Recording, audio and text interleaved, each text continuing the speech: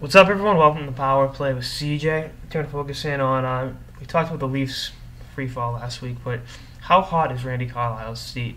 If they miss the playoffs, which right now they are more than likely going to do, is his job over? Well, here's my thing with Carlyle. Is he took over with what? 15 games in 2012. Last year's a lockout season. They made the playoffs. It ended poorly, but they still made the playoffs.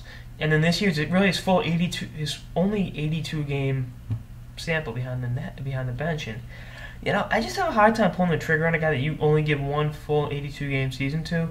But at the same time, this team is a walking. It's a disaster waiting to happen. It's been a disaster. 1-9 in their last 10 games. They've lost 8 straight going down the stretch. They went from kind of having cruise control, having their controlling playoff destiny by a long shot, maybe even getting that second spot in the division ahead of Montreal and or Tampa Bay.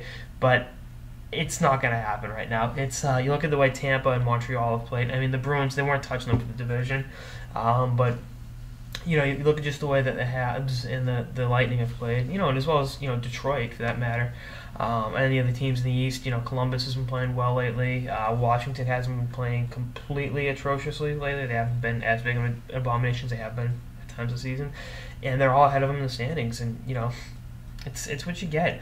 Part of it is they don't have a true number one defenseman. Sorry, dealing with enough fans, but and then the shots against are too high. Kessel's having a great season, but that's it. Van Riemsdyk's having a good season. Kadri's not bad, but that's pretty much it. And you're looking at how bad the David Clarkson contract's been. It's like Jesus. Now those transactions are on account of the front office staff. Giving Clarkson that amount of money, not going after number one defenseman, and I think you're going to move Reimer this offseason and re-sign Bernier. I think that's pretty much for conclusion, although, they could change that up, and, they could screw that up too. But, I mean, move Reimer to Winnipeg, maybe, you try to get a defenseman. I don't think that's going to happen, but, number one defensemen don't grow on trees, so getting one of those easier said than done. Someone's going to ask if they're going to go after Shea Weber. No. Let's just get that thought out of your head. I don't know why you'd think that, but they need a number one guy to cut down their shots against. Plain and simple. I mean, I think the Leafs goalies and the St. Louis Blues goalies have the same save percentage, but the Blues are getting up like 1,000 less shots or something.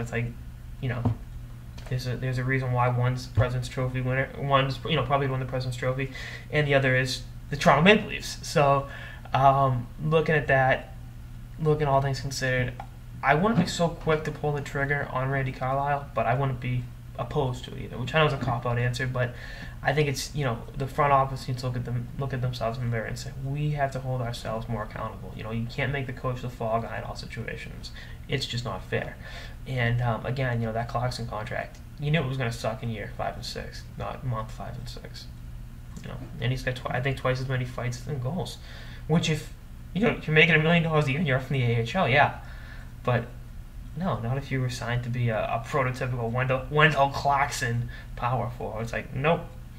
So the Leafs burn themselves, and we'll see what happens with this going forward. Because again, not completely saying fire Randy Carlyle, but I'm not necessarily defending him either. I think but I think most of the onus, if you're gonna divvy up the blame, people outside the players, I should say, I'd go 60-40 front office, but we'll see what happens.